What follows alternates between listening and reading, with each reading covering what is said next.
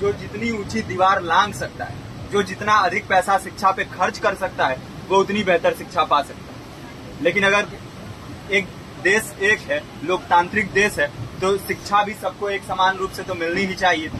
आज परिस्थिति ये है कि एक तरफ तो प्राइवेट स्कूल हैं जो लूट के अड्डे बने हुए हैं, वहां पे आप एडमिशन कराने जाएंगे तो सिर्फ एडमिशन के नाम पे ही आपको 10,000 20,000 रुपए देना होगा। और कमीशन खोरी का ऐसा धंधा है कि कॉपी, किताब, टाई, बेल्ट, ड्रेस, जूता कहाँ से खरीदना है ये आप नहीं तय करेंगे वो प्राइवेट स्कूल वाले।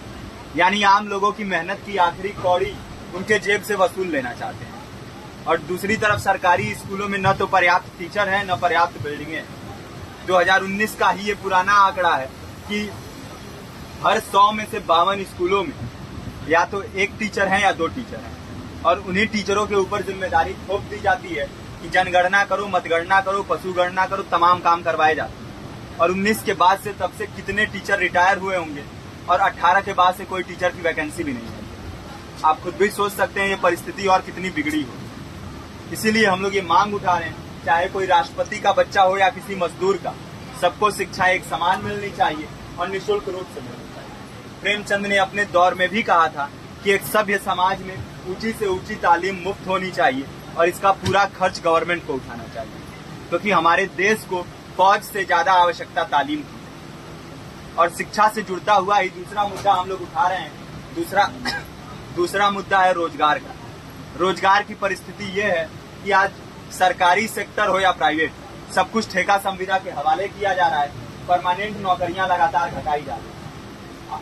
इसी रेलवे में 1995 के आसपास लगभग 18.5 लाख कर्मचारी काम करते थे, लेकिन आज उनकी संख्या 12 लाख थी।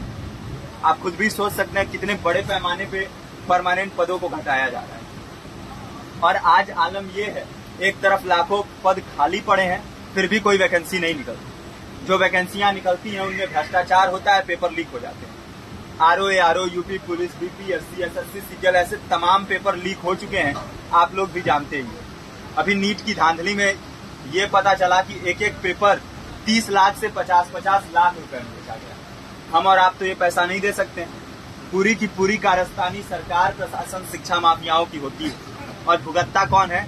आम घरों के लोग, जो लोग सालों साल तैयारी करते हैं, दिन भर में 10-10 घंटे, 12-12 घंटे पढ़ते हैं। और इतनी कड़ी मेहनत के बाद, सालों साल की मेहनत के बाद उनके हाथ लगती है तो सिर्फ हताशा, निराशा, अवसाद।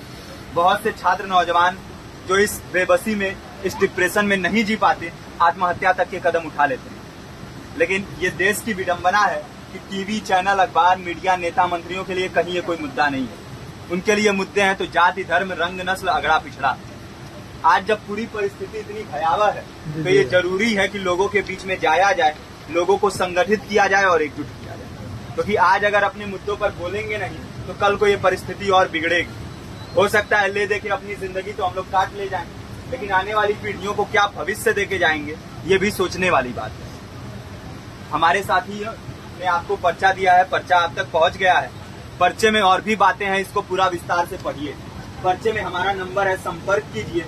फेसबुक का, इंस्टाग्राम का लिंक है, आप वहां पे जाएंगे तो आपको पता भी चलते रहेगा कि लगातार किन किन माध्यमों से हम इस अभियान को चला रहे हैं। नुक्कड़ नाटक, संगीत, शिक्षा सहायता मंडल, लाइब्रेरी, तमाम माध्यमों से इस अभियान को चला रहे हैं और कोशिश कर रहे हैं कि बड़े से बड़े पैमाने पर हर जगह पे लोगों को संगठित किया जाए और एकजुट किया जाए। आपके बीच भी आए हैं, आपका साथ और सहयोग दें। साथ इस रूप में कि आप भी हमारे इस कार्रवाई